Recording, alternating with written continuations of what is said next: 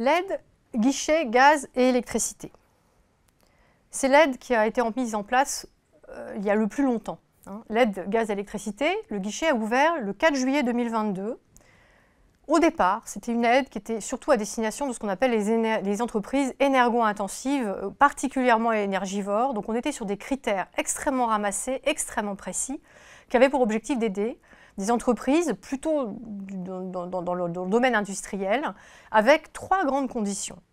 Il fallait que l'entreprise soit énergo-intensive, ça veut dire qu'il fallait que l'entreprise ait des dépenses d'énergie qui, en 2021, représentaient 3% de leur chiffre d'affaires. Donc dès 2021, elles étaient déjà grosses consommatrices d'énergie. Deuxième condition, il fallait que ces entreprises aient une augmentation du prix de leur facture, en fait, du prix de l'électricité ou du gaz, une augmentation qui double entre 2021 et 2022. Troisième condition, ces grandes entreprises devaient absolument avoir un EBE négatif. Après, on est allé sur une baisse de BE, mais donc il fallait un excédent brut d'exploitation négatif. Donc une aide très ciblée qui a débuté en juillet et qui s'appliquait surtout aux très grandes entreprises, notamment industrielles. La crise énergétique, elle touchait tout le monde. Donc petit à petit, ce guichet gaz-électricité a été élargi, et donc les TPE-PME aujourd'hui peuvent accéder à cette aide-là. D'ailleurs, les conditions ont été très largement assouplies pour l'accès en fait, des TPE et PME à cette aide. Il y a 3 régimes d'aide dans l'aide guichet, une plafonnée à 4 millions, une plafonnée à 50 millions et une plafonnée à 150 millions. Pour les TPE-PME, l'aide qui est la plus adaptée, c'est l'aide plafonnée à 4 millions. Et d'ailleurs, tant mieux, puisque l'aide plafonnée à 4 millions, vous allez voir les conditions pour rentrer dans cette aide-là sont moins draconiennes que pour rentrer dans les autres aides. Il n'y a que 2 conditions. Il n'y a pas de condition d'EBE, d'accord ? On ne regarde pas le BE des TPE-PME, donc il n'y a pas besoin de calculer un EBE spécifique, de se lancer dans des grands calculs. Ça a disparu pour les TPE-PME et l'aide à 4 millions d'euros. En revanche, on a toujours une condition d'énergo-intensivité. Cette condition d'énergo-intensivité, simplement, elle a été adaptée à la situation des TPE-PME. Au lieu de regarder et de vérifier qu'on était énergo-intensif en 2021, on regarde quelles sont les dépenses sur la période pour laquelle on demande l'aide en 2022 et on le compare au chiffre d'affaires correspondant à la même période, mais en 2021. Avec cet assouplissement de la condition, généralement, il y a pas mal d'entreprises qui, du coup, rentrent dedans, qui ne sont pas énergo au sens 2021-2021, mais qui sont énergo au sens, mais dépenses 2022 représentent plus de 3% de mon CA 2021 correspondant à la période pour laquelle je demande l'aide. Donc ça, c'est la première condition. La deuxième condition, on ne demande plus le doublement, finalement, des factures, du prix de l'électricité ou du gaz entre 21 et 22. On demande, sur la période où on demande l'aide, simplement que l'augmentation soit de 50%. Là aussi, c'est un gros assouplissement, parce que du coup, on a beaucoup plus d'entreprises qui sont éligibles au guichet. Donc voilà, donc pour les TPE-PME, c'est l'aide à 4 millions d'euros, et c'est une aide où il n'y a que 2 conditions sur 3, et ces 2 conditions ont été largement assouplies. Après, l'aide guichet, c'est une aide guichet. C'est-à-dire qu'on n'est pas dans une aide où les fournisseurs, sur la base d'une petite attestation où on coche 2 cases, vont pouvoir calculer les choses. Non. Là, on est sur une aide où on demande le versement d'une aide, et donc il va falloir déposer un dossier. Et un dossier dans lequel il va y avoir un certain nombre de pièces. Je rassure tout de suite, sur les TPE-PME et l'aide à 4 millions d'euros, les pièces, elles sont vraiment à la portée des entreprises. Mais ça veut dire du travail. Donc du coup, ce qui a été mis en place, c'est la mise à disposition d'un simulateur qui permet de s'assurer et de vérifier si on est éligible ou pas, le montant d'aide qu'on est susceptible d'obtenir, ce qui permet après derrière, une fois qu'on a vérifié qu'on peut rentrer dans les clous, de se lancer dans ce petit investissement qui consiste à préparer un dossier de demande d'aide avec les pièces justificatives qu'on vous demande de joindre. Donc, en conseil pratique, quand on se demande si on a droit ou pas à l'aide guichet, plutôt que d'envoyer un dossier mal ficelé où on ne comprend rien, parce que vous allez voir, c'est quand même, il faut s'accrocher un petit peu pour le constituer, commencez déjà par simuler votre situation, vérifier que vous rentrez dans les clous, parce que si vous voyez l'aide que vous pouvez obtenir et que vous êtes bien éligible, là, pour le coup, c'est une belle motivation, parce que vous savez que normalement, le simulateur ne se trompe pas, et donc vous devriez obtenir une aide dans le cadre du dépôt de demande que vous allez faire. Pour commencer, donc, on va regarder ce simulateur et je vais m'attarder quelques instants sur impôts.gouv et la rubrique qui correspond en fait à l'aide gaz-électricité. Donc quand vous allez sur impôts.gouv, première page, il n'y a pas besoin de cliquer 15 fois, vous avez un grand pavé qui s'appelle « Aide à destination des entreprises, indépendants et entrepreneurs ». Et vous avez un item qui s'appelle aide gaz électricité. C'est lui le guichet. Quand vous cliquez dessus, tout ce que je vais vous présenter, c'est détaillé, c'est expliqué, mais au format papier, pas à pas, et c'est là qu'il y a le simulateur. On va aller un petit peu plus loin ensemble, mais dans cette rubrique-là, vous avez un premier chapeau dans lequel on vous explique, on vous vulgarise le décret, pour vous expliquer avec des mots simples comment ça marche. Vous avez la possibilité de faire une simulation, donc on va s'y attarder parce que c'est très intéressant. Ensuite, vous avez comment on fait la demande, et on regardera ça un petit peu plus tard dans la présentation. Vous avez tous les textes dont vous avez besoin, les bonnes pratiques, et ensuite vous avez des boutons qui vous permettent, en fonction de la période pour laquelle vous demandez l'aide, d'aller directement sur une page qui vous donne les indications pour déposer, donc pour la période mars, avril, mai, juin, juillet, août, septembre, octobre, novembre, décembre 2022. Bon, la première et la deuxième période sont fermées aujourd'hui. Maintenant, c'était fermé, c'est fermé à compter du 31 décembre 2022, donc c'est fini, mais ils sont encore ouvertes septembre, octobre et novembre, décembre 2022. Et donc, on va faire une démonstration tout à l'heure sur les documents sur la période septembre, octobre 2022. À ce stade, je remonte et je vais vous montrer comment on fait une simulation à partir du simulateur. Encore une fois, cette simulation vous permet de manière assez précise d'approcher le montant que vous pourriez avoir à condition de remplir les conditions d'éligibilité. Mais ça vous permet vraiment de tester à la fois votre éligibilité et le montant que vous pourriez avoir. Donc après, une fois que vous avez ça, ça vous permet d'être un peu plus rassuré sur l'opportunité de déposer un dossier ou pas. Donc, il suffit de cliquer sur « Accéder au simulateur ». Alors, il est un petit peu verbeux. On a essayé d'expliquer sur chaque page ce qu'il faut avoir sous la main, sous le coude, pour pouvoir faire la simulation. On va le faire en dynamique, donc je ne vous relis pas tous les paragraphes. Aujourd'hui sont accessibles à la simulation juin, juillet, août, septembre, octobre, novembre, décembre. On va partir sur septembre-octobre. Septembre-octobre et novembre-décembre, c'est la même chose. C'est la même façon d'expliquer. Alors, le simulateur, pour que ça soit le plus pédagogique possible, on est parti par étapes. C'est-à-dire qu'on va vous demander de saisir des informations sur 3 écrans. Et à la fin, on vous dira vous êtes éligible ou vous n'êtes pas éligible. Et surtout, on va vous donner le montant quand vous êtes éligible. L'idée, c'est que les gens puissent comprendre ce qui se passe pour l'aide gaz-électricité. La première étape va consister à vérifier le caractère de grande consommatrice d'énergie, d'énergo-intensif. Je vous ai dit qu'il restait 2 critères s'agissant de l'aide à 4 millions d'euros. Et donc, s'agissant de cette aide-là, il y a 2 critères. Est-ce que je suis énergo-intensive et est-ce que mes factures ont augmenté de plus de 50%? Étape 1, on va déjà vérifier si vous êtes grande consommatrice d'énergie. Il faut être très rigoureux dans la manière dont on remplit les choses, c'est-à-dire qu'il faut éviter de mettre des informations qui ne sont pas concordantes. Ce qu'on explique dans le simulateur, c'est si vous voulez faire un test sur l'électricité ou un test sur le gaz ou sur toutes vos énergies, il faut rester dans cette logique-là. C'est-à-dire que si vous décidez de tester et de simuler ce que ça pourrait donner en cumulant toutes vos énergies, gaz, électricité, éventuellement chaleur et froid, vous mettez cette information-là tout du long. Si vous décidez de faire un test que sur l'électricité, il faut mettre que des informations relatives à l'électricité. On va détailler les choses. Il faut d'abord commencer par mettre le chiffre d'affaires sur l'année 2021. Donc il faut quand même avoir une petite idée de votre chiffre d'affaires sur 2021. Donc là, dans le cas de la simulation, je vais mettre un chiffre d'affaires par exemple de 4 millions d'euros. Donc c'est dans la balance. Normalement, votre chiffre d'affaires 2021, vous devez le connaître, c'est quelque chose qui est quand même un petit peu passé. Donc vous mettez votre chiffre d'affaires. Ensuite, la démonstration, je la fais pour l'aide à 4 millions d'euros. Et donc, il y a d'autres informations sur les chiffres d'affaires qui peuvent être donnés, mais c'est plutôt pour les simulations relatives aux 50 ou 150 millions d'euros. D'ailleurs, c'est indiqué, on vous dit, renseignez à 0 si vous voulez juste tester votre éligibilité au régime plafonné à 4 millions. Donc là, vous mettez un 0, parce que vous n'avez pas besoin.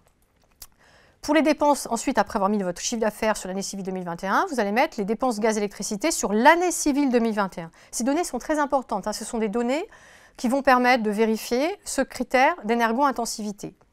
Donc, vous allez mettre vos dépenses, les dépenses sur l'année civile 2021.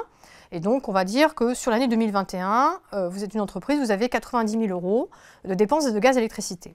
Ensuite, Quand vous faites une simulation pour 50, 150 millions d'euros, pour les aides à 50, plafonnées à 50 et à 150 millions d'euros, vous avez besoin de donner d'autres informations. Ce n'est pas le cas pour la simulation à 4 millions, donc vous mettez 0, c'est écrit, hein, important, renseigner 0. Deux autres données à indiquer pour pouvoir arriver à simuler votre éligibilité au titre du critère énergo-intensif. Vous allez mettre vos dépenses de gaz et électricité. Alors, vous avez vu, j'avais choisi que je voulais simuler sur septembre-octobre. Donc, assez logiquement, on vous dit, donnez-moi vos dépenses d'électricité de septembre 2022 et d'octobre 2022. Alors, bon, on va mettre 40 000 euros pour septembre, 40 000 euros pour octobre. Il ne faut pas être grand clerc de notaire pour constater qu'il y a eu une grosse augmentation. Parce que si sur l'année civile 2021, dans mon exemple, vous avez 90 000 euros et qu'on met 80 000 euros rien que sur les mois de septembre-octobre, clairement, vous êtes énergo-intensif. Bon, je force un petit peu le trait, mais ça marche avec des cas un peu différents. Je clique sur « Calculer ». Je passe à l'étape 2. Si je passe à l'étape 2, ça veut dire que ce critère-là, il est rempli, et donc vous êtes bien énergo-intensif. L'étape 2 consiste à vérifier le deuxième critère, c'est la vérification du critère d'augmentation du prix unitaire de gaz ou d'électricité, les fameux 50%. Est-ce que j'y suis, est-ce que j'y suis pas? Comment on fait? Déjà, on sélectionne l'unité de mesure.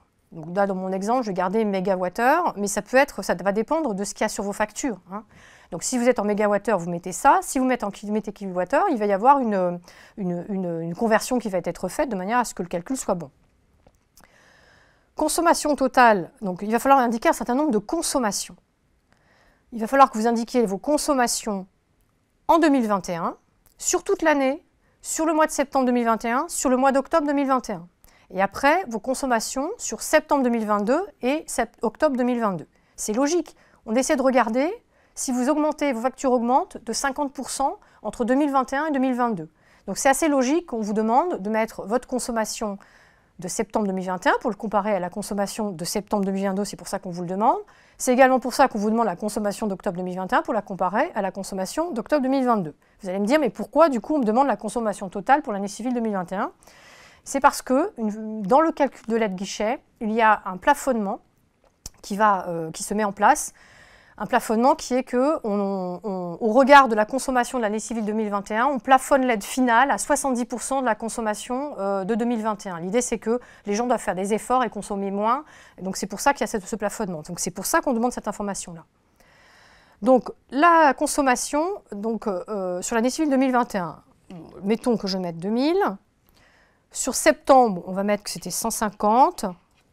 On va mettre sur octobre 2021, 150. On va mettre sur septembre 2022, là on n'est pas très bien, hein, parce qu'on a augmenté un petit peu notre consommation, mais ça marche même quand on descend, hein. Septembre 2022, 200 et 200 en octobre 2022. Je clique sur calculer. Merveilleux, je suis passée à l'étape 3, ça veut dire que j'ai bien des factures qui ont augmenté de plus de 50%, et donc du coup ça veut dire que normalement l'aide 4 millions c'est pour moi. Dans le simulateur, vous avez une étape 3, parce que le simulateur il sert également à tester les entreprises qui demandent à bénéficier du régime à 50-150 millions. On fait les mêmes préconisations à ces entreprises-là. On leur dit, si vous voulez savoir quel dossier vous devez déposer, 4 millions, 50 ou 150, testez avec le simulateur. Donc pour ceux qui visent des aides plafonnées à 50-150 millions, il y a des informations à indiquer au niveau de l'EBE, hein, puisque eux, ils ont encore un critère de BE qui diminue ou qui est négatif. Vous, ce n'est pas le cas, hein. Si vous testez l'aide à 4 millions d'euros, vous n'en avez pas besoin. Donc en fait, on a pré-rempli dans le simulateur, par défaut, vous n'avez pas besoin de vous prendre la tête sur cette étape-là, vous cliquez directement sur calculer, on a tout pré-rempli. On a mis un 0 au niveau de l'EBE, partout, on a mis non parce que vous n'êtes pas une entreprise industrielle, et en fait, en faisant calculer, vous arrivez directement au résultat. La page de résultat est toujours présentée de la même manière, quelle que soit l'aide que vous simulez. On vous donne le régime qui vous est applicable, donc là, régime à 4 millions d'euros. Et on vous met le montant que vous allez obtenir en déposant votre aide guichet. Donc là, c'est 13 913 euros. Une fois que vous êtes là, l'avantage d'avoir fait cette simulation, c'est que, vous savez que vous pouvez déposer un dossier. L'autre avantage, c'est que vous allez pouvoir accéder directement en cliquant ici sur la page qui vous donne tous les documents à préparer pour déposer votre demande d'aide. Vous voyez, vous arrivez sur une page qui s'appelle « Aide gaz électricité », document pour la période septembre-octobre 2022, c'était bien ça que j'ai simulé. Et donc, Vous avez, donc alors, évidemment, ça marche également pour l'aide le régime à 50-150, mais vous, ce qui vous intéresse, c'est le premier tableau qui vous donne les choses à préparer, qui vous indique les choses à préparer pour commencer à préparer votre demande. On va maintenant passer à une deuxième étape. Maintenant que vous avez simulé l'intérêt, l'opportunité de déposer une demande d'aide guichet, on va maintenant regarder comment on prépare les documents pour pouvoir déposer une demande d'aide au guichet. Comme vous le constatez, donc vous êtes arrivé sur la page destinée en fait à vous récapituler les actions à faire pour pouvoir joindre à votre formulaire de demande d'aide un certain nombre de documents. Donc vous, ce qui vous intéresse, puisque vous demandez une demande d'aide pour le régime à 4 millions sur la période septembre-octobre, vous avez un petit tableau qui vous donne tous les éléments dont vous avez besoin. En fait, vous allez devoir déposer un certain nombre de pièces. Si vous ne savez pas lesquelles, vous avez une fiche récapitulative listant les pièces justificatives à joindre à la demande. Donc quand vous faites consulter, vous tombez immédiatement sur un document très court qui vous explique quelles sont les pièces que vous allez devoir joindre à votre demande d'aide que vous déposerez de manière dématérialisée. On verra un peu plus tard comment on fait. Il faut joindre une déclaration sur l'honneur qui indique que les informations que vous donnez et transmettez à l'administration sont exactes. Vous devez transmettre toutes vos factures, les factures 2021 et les factures 2022 sur la période pour laquelle vous demandez l'aide. Donc ça veut dire les factures de tout 2021 et ça veut dire les factures puisqu'on est sur l'aide septembre-octobre, les factures de septembre-octobre. Toutes les factures gaz, les factures électricité, les factures éventuellement chaleur et froid, donc toutes les factures correspondant à vos dépenses d'énergie éligibles à ce guichet. Il faut joindre votre RIB. Généralement, les gens n'oublient pas de joindre le RIB. Et il faut joindre également le fichier de calcul d'aide, qui est peut-être la pierre angulaire des difficultés rencontrées par les entreprises. Donc on va prendre le temps de regarder comment on remplit ce fichier de calcul. Donc vous voyez, on n'est pas sur énormément de demandes, de pièces. On n'a pas besoin de demander une attestation à l'expert comptable, on n'a pas besoin de rejoindre les balances. Dans l'aide à 4 millions d'euros, on n'a pas besoin de ces informations-là. On a besoin de vos factures et on a besoin que vous remplissiez la fiche de calcul. Donc ça, c'est la première chose très importante. Vous regardez bien tout ce dont vous avez besoin. Ensuite, il va falloir préparer le dossier. Comment on prépare le dossier? Il faut que vous compreniez déjà comment fonctionne la fiche de calcul. Donc la fiche de calcul des gaz et électricité, c'est un tableur. C'est un tableur un peu intelligent parce qu'on a quand même mis beaucoup de formules de calcul. Et cette fiche de calcul, elle a plusieurs onglets. Vous avez un onglet notice, vous avez un onglet où vous allez reporter, ça s'appelle fiche de facture 2021, les informations 2021 qui sont très importantes de reporter pour pouvoir calculer le montant d'aide. Un onglet qui permet de mettre les factures, les informations relatives aux factures 2022. Et un dernier onglet qui s'appelle fiche de calcul, on y reviendra à la fin, où là il n'y a quasiment rien à faire en dehors de mettre la raison sociale et le chiffre d'affaires de l'année de l'entreprise. Donc je vous montre l'onglet fiche de facture 2021. C'est la même chose pour 2022.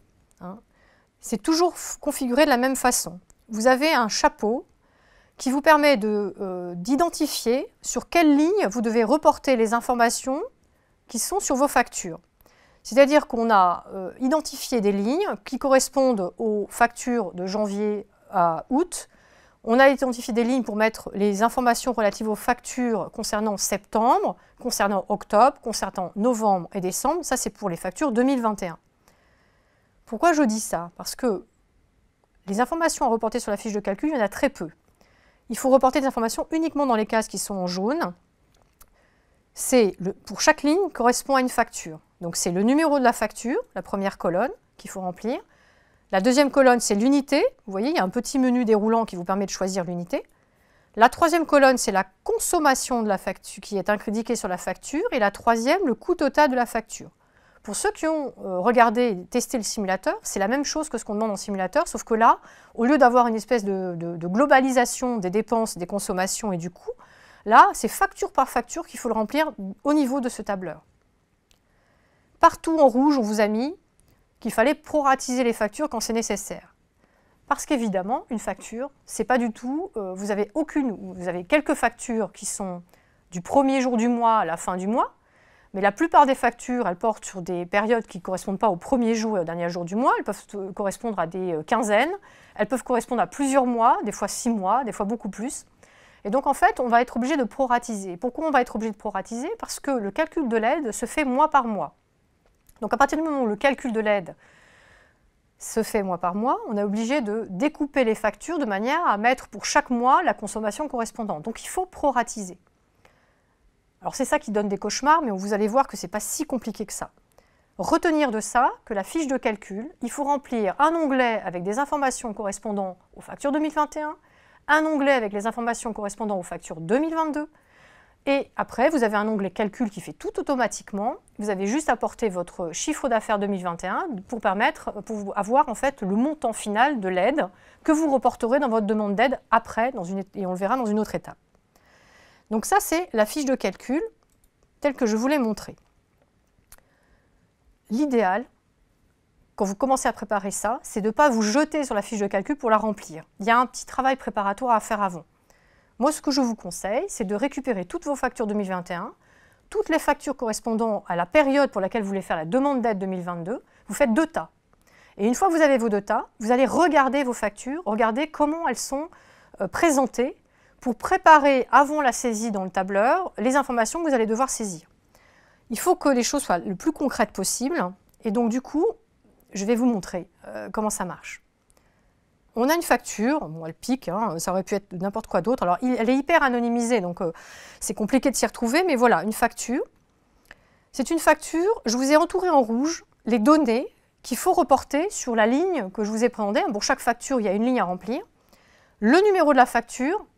Donc là, dans mon exemple, on a tellement voulu l'anonymiser qu'on a carrément enlevé le numéro, mais il y a un numéro de facture. Généralement, la facture, c'est ce qu'il faut mettre dans la première colonne correspondant en fait, aux informations données par facture. Vous avez le volume consommé, l'unité, pour ne pas vous tromper, hein, si c'est du mégawattheure, il faudra dans le petit menu déroulant mettre mégawattheure, et si jamais c'est du kilowattheure, il faudra mettre kilowattheure. Et vous avez le montant total hors taxe qui est indiqué. Donc en fait, votre facture, vous la regardez, vous regardez déjà si ces 4 données, vous les trouvez.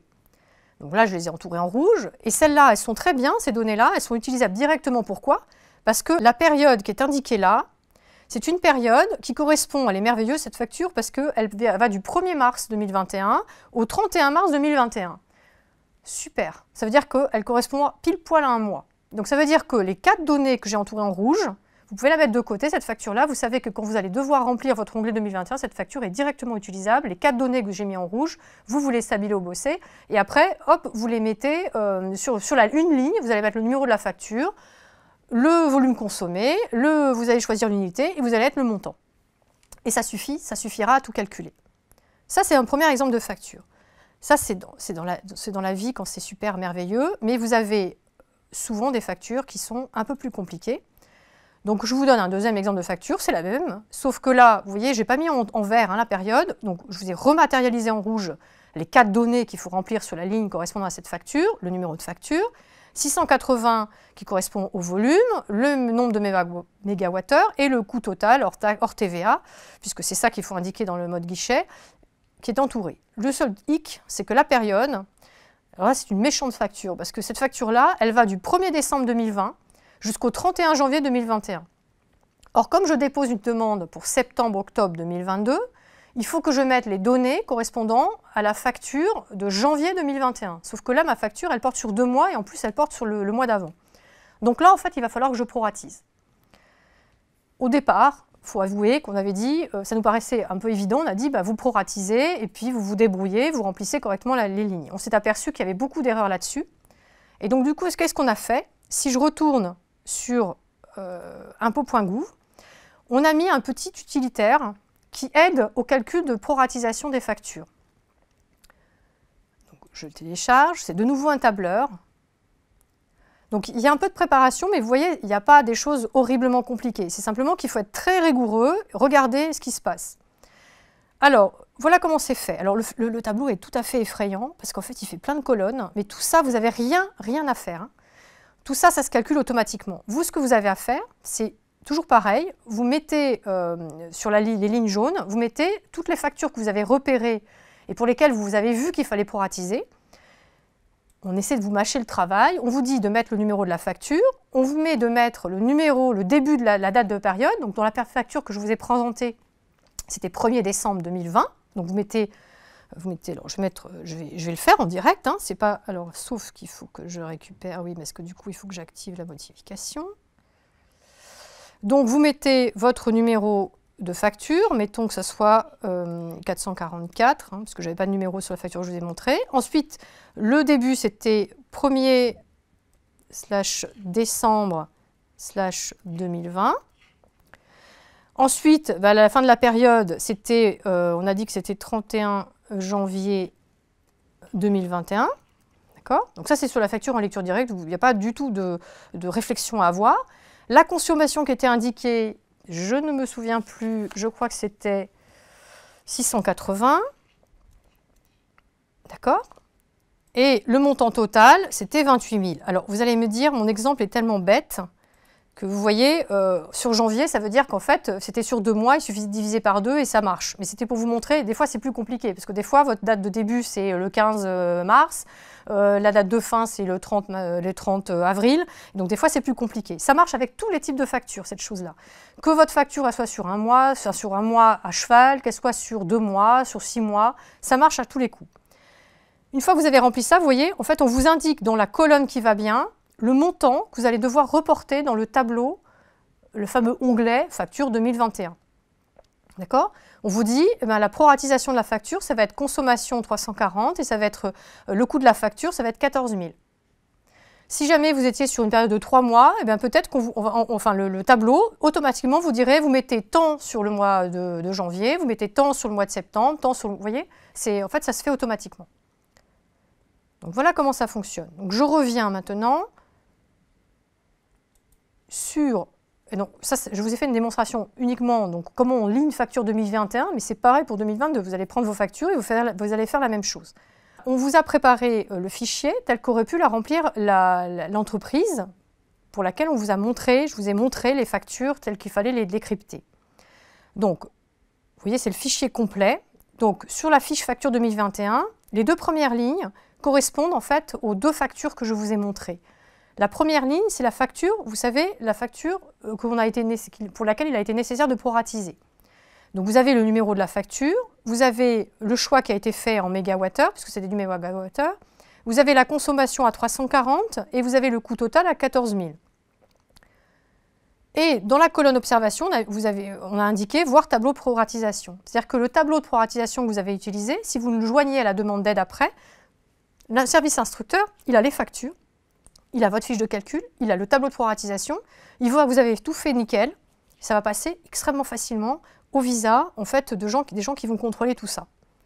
La deuxième ligne, elle correspond à la facture où il n'y avait pas de problème, où on était sur une consommation de 170 avec une facture à 7000. Donc là, il n'y a pas besoin de dire voir proratisation parce que vous l'avez utilisé en direct. Vous voyez que j'ai mis plein d'autres lignes, c'est juste pour montrer qu'il peut y avoir plusieurs factures, hein, parce que si on montre qu'une seule facture, ça donne l'impression que la vie des entreprises n'est pas compliquée. Dans les faits, si vous êtes une PME ou une TPE et que vous avez plusieurs sites, comme vous déposez une demande guichet par numéro sirène, ça veut dire que c'est toutes les factures, vous allez mettre là-dedans toutes les factures de tous vos sites. Donc vous pouvez avoir plus d'une facture. D'accord ? Donc, pour le besoin de la démonstration, je vous ai détaillé les factures janvier à août, mais dans les faits, le tableau, alors il y a beaucoup de lignes, parce qu'il y a des entreprises qui ont besoin de beaucoup de lignes, parce qu'il y a beaucoup de factures, beaucoup de sites. Dans le tableau, et on préfère mettre plein de lignes, parce que comme ça, tout le monde y trouve son compte, quand vous scrollez, de la même manière que c'est indiqué, en fait, au-dessus, vous voyez, vous avez des lignes qui correspondent plutôt au mois de décembre, ou au mois de novembre, ou au mois d'octobre. D'accord ? Donc il ne faut vraiment pas se tromper quand vous allez répartir vos factures dans le tableau, de bien mettre les factures au bon endroit, pour que ça soit calculé normalement. On a fait la même chose sur l'onglet 2022, c'est-à-dire que là, je ne vous montre pas une facture pour vous montrer comment ça se remplit, mais c'est le même principe. On a rempli pour le mois de septembre 2022 et le mois d'octobre 2022 des montants de factures. Alors, vous devez retrouver, si vous avez regardé la simulation, vous allez retrouver les chiffres de la simulation. Hein. On avait mis qu'on avait une consommation sur le mois de septembre de 200 avec un coût total de 40 000. De la même manière, un peu plus bas, on a mis la même chose, 200 et 40 000 pour le mois d'octobre. D'accord ? Donc, j'ai rempli mon fichier facture 2021 à partir de mes factures, j'ai rempli mon fichier facture 2022, maintenant je peux aller voir la fiche de calcul, ce que ça donne. Il n'y a rien à faire quasiment sur la fiche de calcul, il faut simplement indiquer le SIREN et la raison sociale. Il y a une ligne qui s'appelle montant d'aide obtenue au cours des périodes précédentes. Donc là, comme on est sur la période septembre-octobre, c'est est-ce que vous avez eu quelque chose en mars, avril, mai ou en juin, juillet, août, auquel cas il faudrait l'indiquer ici. Je suis partie dans un exemple où il n'y avait rien eu. Vous voyez en vert, ce sont des zones qui sont remplies automatiquement à partir de l'onglet de facture 2022, vos 2 factures à 40 000 €. Ensuite, la seule chose que vous avez à remplir, c'est de mettre le CA. Donc, comme je suis partie sur le même exemple que pour le simulateur, je suis partie sur un CA de 4 millions d'euros, qui est un CA annuel. Si vous préférez, parce que vous pensez que c'est plus intéressant pour vous en termes d'éligibilité, mettre le CA réel sur les mois de septembre et ou octobre, vous pouvez aussi le remplir là-dedans. Là, j'ai un peu simplifié. Quand vous mettez votre CA de l'année, ce qu'on fait, c'est qu'on va vérifier la condition d'éligibilité au regard de votre CA annuel ramené à 1 ou 2 mois, selon si vous avez rempli des informations que sur septembre ou sur octobre dans le cas présent. Tout le reste se calcule automatiquement. Et à la fin, c'est miraculeux, parce que c'est le même chiffre que ce qu'on a vu sur la simulation, vous avez le montant d'aide maximale que vous pouvez demander, il est là. Vous voyez un petit logo qui s'appelle J. C'est ce montant d'aide-là que vous allez devoir indiquer dans la demande de dette que vous allez déposer de manière dématérialisée sur impôts.gouv. C'est la dernière étape pour pouvoir en fait demander une aide et formuler une aide dans le cadre du guichet. Donc, je résume. Cette fiche de calcul, c'est simplement la recopie directe ou après proratisation des informations de vos factures 2021 dans l'onglet 2021, des informations relatives aux factures 2022 dans l'onglet 2022, le report du SIREN et de la raison sociale de l'entreprise et de son chiffre d'affaires. Il n'y a que ça à faire, tout dépend après du nombre de factures que vous avez à remplir dans le fichier, c'est ça qui peut être un peu long. Mais vous voyez, en technique pure, ce n'est pas très compliqué. Il faut regarder ces factures et prendre le temps de regarder. Juste pour vous indiquer en termes de méthodologie, vous voyez tout à l'heure, on vous a montré une facture pour laquelle il fallait proratiser. Ce que je conseille aux entreprises, c'est que quand elles ont une facture où elles ont été obligées de proratiser, c'est elles, pour elles, avant de remplir dans le fichier Excel, c'est de se noter, alors là je l'ai noté informatiquement parce que c'est une démonstration dématérialisée, mais en fait je conseille aux entreprises de mettre sur la facture en direct, voilà la proratisation à laquelle j'arrive, pour pouvoir en fait après, quand vous allez reprendre toutes vos factures et remplir ligne à ligne vos onglets 2021-2022, à chaque fois que vous prenez une facture, vous voyez si c'est en lecture directe ou vous voyez si vous avez dû refaire un peu de proratisation et vous indiquez les 2 montants à indiquer sur la ligne du fichier Excel. Ça vous permet comme ça d'être complètement au point par rapport à ça. Maintenant que vous avez préparé toute votre documentation, que vous avez rempli votre fiche de calcul, que vous avez sous la main votre déclaration sur l'honneur, que vous avez également sous la main l'ensemble de vos factures, la fiche de calcul, la déclaration sur l'honneur et votre RIB, une fois que vous avez tout ça, vous allez pouvoir déposer votre demande d'aide sur le site impôts.gouv. Alors, où est-ce qu'on dépose? Vous voyez, dans la rubrique gaz-électricité, il y a écrit « Je me connecte à mon espace professionnel ». Je ne peux pas vous faire cette démonstration-là, je n'ai pas d'espace professionnel, donc je ne peux pas le faire. En revanche, j'attire votre attention sur ce petit item qui est en dessous, qui est un pas à pas, qui explique très précisément avec des copies d'écran comment on dépose sur son espace professionnel. Donc on va l'ouvrir tout simplement, ce pas à pas. Alors il y a beaucoup d'explications, mais nous on va passer sur ce qui est le plus intéressant. D'abord, comment on va chercher le bon formulaire, parce que en fait le dépôt de la demande, elle se fait via un formulaire. Où se trouve ce formulaire? Il faut cliquer sur votre espace professionnel, il va falloir que vous vous identifiez avec vos identifiants professionnels. C'est assez simple, c'est votre adresse électronique et votre mot de passe. Donc normalement vous avez tous un compte professionnel et une adresse électronique. Si jamais vous ne l'avez pas, dans la rubrique, vous avez un tuto, enfin pas un tuto, vous avez un pas à pas qui vous explique comment créer votre messagerie ou votre compte professionnel. La plupart des entreprises l'ont maintenant, mais si jamais vous ne l'avez pas, ne tardez pas à le créer parce que ça prend un petit peu de temps. Donc si vous le créez la veille d'une fin de dépôt de dossier, vous allez vous faire des grosses frayeurs parce que vous allez demander à la création de votre messagerie et vous ne pourrez pas déposer parce que le formulaire va fermer. Je vous rassure, si jamais il y a une preuve que vous avez demandé la création avant la deadline, on fait en sorte d'accepter votre demande même si elle arrive un peu plus tard. mais quand même, prenez les devants et assurez-vous que vous avez bien un espace professionnel et que vous avez bien une messagerie professionnelle. Donc, si vous avez des identifiants professionnels et votre adresse électronique, vous remplissez, vous vous connectez à votre espace avec un login mot de passe. Vous sélectionnez le service qui s'appelle messagerie. Vous voyez, vous avez une espèce de chemin de fer qui vous permet de déposer des dossiers, gérer, etc. Vous allez sur la messagerie, vous choisissez l'onglet qui s'appelle adresser donc une demande. Vous choisissez, vous choisissez d'écrire et vous voyez, vous allez avoir des menus déroulants et vous allez avoir, vous la surlignez en bordeaux, je dépose une demande d'aide, je demande l'aide gaz et électricité. D'accord? Donc vraiment vous suivez, c'est assez intuitif. Ça, c'est pour vous connecter et déposer votre formulaire. Maintenant, quand vous êtes dans... Alors, ce pas à pas, il sert à tout le monde, hein, y compris aux demandes plus conséquentes. Vous, ça va être assez rapide, vous allez voir. La saisie de la demande est assez rapide. Une fois que vous avez choisi que je demande l'aide gaz électricité, on va vous demander de sélectionner la période. Donc, vous voyez, vous avez mars, avril, mai 2022, juin, juillet, août. Vous avez toutes les périodes qui sont ouvertes. Donc là, dans le cas que nous avons démontré, que nous avons expliqué en détail depuis le départ, on veut déposer une aide septembre-octobre, régime à 4 millions. Donc c'est en toutes lettres, normalement vous ne vous trompez pas. Donc vous sélectionnez la ligne septembre-octobre 2022, régime à 4 millions. Vous saisissez votre numéro SIRET et votre siège social, votre siège social, SIREN et le NIC. Ensuite, vous avez une rubrique qui est un peu longue qui vous permet de choisir la demande d'aide que vous demandez.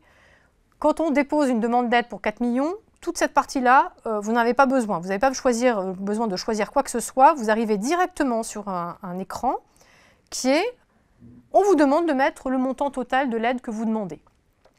Si vous vous souvenez, dans la fiche de calcul qu'on a remplie, à la fin, il y avait le montant de la demande d'aide à demander et il y avait écrit petit j. Et donc là, on vous met dans l'écran, vous allez voir apparaître le total demandé qu'on vous demande, et on vous met, en tenant compte des plafonds des AD1, ce montant calculé est issu de la fiche de calcul en J. D'accord? Donc vous reprenez le montant, c'était 13 000 et quelques autres montants, vous indiquez ce montant à cet endroit-là. Ensuite, vous avez, alors, pour la période septembre-octobre et novembre-décembre, vous avez quelques données qu'on vous demande de reporter. Ce sont des données qui sont dans la fiche de calcul aussi. En fait, dans la fiche de calcul, je ne me suis pas appesantie, mais il y a des rubriques sur lesquelles il y a des petites lettres. Et donc, dans la fiche de calcul, vous verrez qu'on vous demande de reporter les dépenses de gaz, les dépenses d'électricité, etc. Donc, il faut les remplir, ces informations-là. Ensuite, une fois que vous les avez remplies, vous saisissez vos coordonnées et celles, éventuellement, de l'expert comptable. Pour l'aide à 4 millions, comme vous n'êtes pas obligé de passer par un expert comptable, on ne vous oblige pas à remplir les données expert comptable. C'est-à-dire que ce qu'il faut vraiment remplir, en revanche, c'est vos coordonnées à vous pour que le service qui va instruire votre demande puisse vous contacter. D'accord? Donc, vous avez deux pavés. Dans l'aide à 4 millions, il n'y a que le pavé coordonnées du demandeur. Vous mettez celui qui va pouvoir être contacté pour pouvoir poser des questions si on a des questions. Ensuite, vous mettez le compte bancaire sur lequel vous voulez effectivement que l'aide soit versée. Alors, il faut que ça soit le même que celui du RIB que vous allez joindre à la demande, hein, parce que sinon, effectivement, vous aurez droit à une question. Là, vous avez des cases à cocher pour déclarer que ce que vous venez d'indiquer dans le formulaire est exact. Et ensuite, vous joignez les pièces. Donc, c'est assez facile, hein. Vous avez un bouton qui s'appelle « Ajouter un document ». Vous avez préparé, je vous ai dit tout à l'heure, vous avez préparé toutes vos factures, vous avez préparé votre déclaration sur une heure, la fiche de calcul, éventuellement la fiche de proratisation. Et bien, tout ça, vous allez les ajouter à votre demande. D'accord? Vous faites ajouter un document, ça fait parcourir et vous allez pouvoir en fait mettre tous les documents que vous avez préparés. La messagerie sécurisée qu'on utilise, elle a du mal à aller au-delà de 20 mégaoctets. Hein. Si les pièces sont très importantes, imaginez que vous êtes une entreprise avec beaucoup de factures, peut-être que ça va être trop lourd. Donc dans ce cas-là, ce qu'on vous conseille, c'est de joindre à minima la feuille de calcul, le RIB et l'attestation quand il y en a besoin. Et une fois en fait, que vous avez, on est peut-être plutôt là, une fois que vous avez rempli ça, on reviendra vers vous pour vous envoyer un lien qui vous permettra de déposer les factures si jamais vous n'avez pas pu les mettre. Mais mon conseil, c'est d'essayer de mettre tout dans la demande, comme ça le dossier est complet tout de suite. Si jamais elles sont trop lourdes, c'est pas grave, vous mettez l'essentiel, c'est-à-dire la fiche de calcul, le fichier de proratisation, votre RIB, vous remplissez le formulaire évidemment, et on vous recontactera pour récupérer les pièces. Une fois que vous avez fait ça, que vous avez ajouté vos pièces, vous allez pouvoir cliquer sur « Valider ». Vous allez avoir, comme toujours dans ce type de procédure, vous allez avoir une espèce d'écran résumé pour vérifier que vous n'êtes pas trompé, hein, que vous n'avez pas mis un 0 de trop ou au contraire un 0 de moins. Donc, ce qui vous permet de revenir en arrière si vous êtes trompé. Vous cliquez sur « Envoyer » et là, en fait, on vous met un dernier message. Est-ce que vous êtes sûr que vous voulez envoyer votre dossier? Et donc, une fois qu'il est vraiment envoyé, vous allez avoir un accusé de réception. Je vous conseille de le garder, cet accusé de réception. Hein, il est en format PDF, vous le gardez, parce que c'est la preuve que vous avez essayé de déposer un dossier en temps et en heure, par exemple. Hein, et donc, ça permet, si jamais, tout d'un coup, vous vous rendez compte qu'il s'est passé quelque chose qui ne va pas, mais que vous avez cet accusé de réception, vous allez pouvoir le signaler à l'administration et dire « mais j'avais déposé dans les temps, regardez, j'ai un accusé de réception, etc. » Donc, je vous conseille de le garder. Pour suivre l'état de votre demande, il suffit simplement que vous reconnectiez à votre messagerie sécurisée et notamment si le service instructeur a des demandes complémentaires, allez voir régulièrement pour voir s'il ne vous pose pas une question. Parce que parfois, on a des dossiers qui durent un peu dans le temps parce que les gens déposent et puis ils ne reviennent jamais dans la messagerie sécurisée alors que le service instructeur a posé une question en disant « il me manque une facture par exemple » ou « il me manque quelque chose ». Et donc du coup, on peut faire passer plein de semaines comme ça. Et parfois, on voit des services instructeurs qui relancent plein de fois, mais si l'entreprise ne va jamais sur sa messagerie sécurisée pour voir si elle n'a pas un message, elle ne pourra pas répondre à la question. Donc voilà comment on dépose une demande d'aide. Donc vous avez vu, il faut faire d'abord une simulation. Ensuite, à l'issue de la simulation, si elle est plutôt positive, puisqu'elle vous donne droit à l'aide, vous cliquez sur le lien qui vous permet d'accéder aux documents qu'il faut charger et préparer. Vous préparez vos documents et ensuite, vous allez les déposer sur impôts.gouv via la procédure que je viens de vous montrer. Alors, je vous remercie de votre attention. Je ne sais pas si vous aurez tous réussi à enchaîner dans le même souffle tous les éléments de présentation qu'on vous a fait. N'hésitez pas à revenir en arrière et à poser des questions à U2P qui très probablement nous fera remonter vos questions, en espérant que ça vous aidera à constituer vos dossiers guichets et à y voir un peu plus clair sur l'articulation des demandes d'aide entre elles. Je vous remercie de votre attention.